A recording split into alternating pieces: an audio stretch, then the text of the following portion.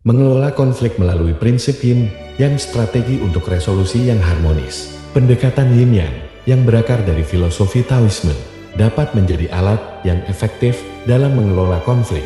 Prinsip ini mengajarkan bahwa segala sesuatu di alam semesta terdiri dari dua kekuatan, berlawanan namun saling melengkapi. Yin feminin, pasif, gelap, dan yang maskulin, aktif, terang.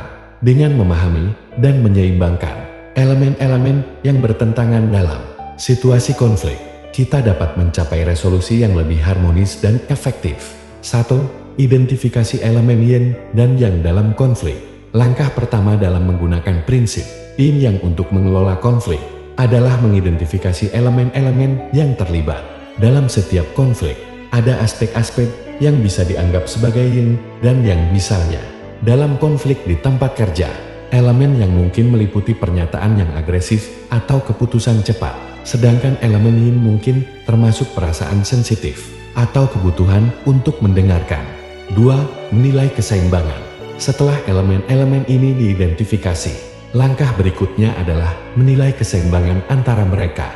Apakah elemen yang dominan membuat situasi menjadi terlalu agresif, atau apakah elemen Yin yang terlalu mendominasi mengakibatkan kurangnya tindakan? Menyeimbangkan kedua aspek ini adalah kunci untuk mencapai solusi yang efektif.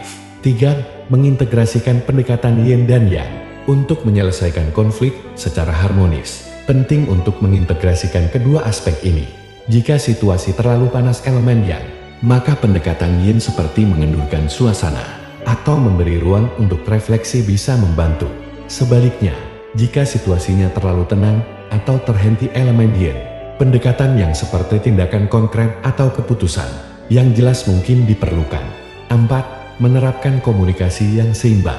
Komunikasi adalah alat penting dalam menerapkan prinsip Yin Yang. Dalam situasi konflik, cobalah untuk berbicara dengan cara yang seimbang, menggabungkan kejelasan dan ketegasan yang dengan empati dan pengertian Yin. Ini membantu memastikan bahwa semua pihak merasa didengar dan dihargai.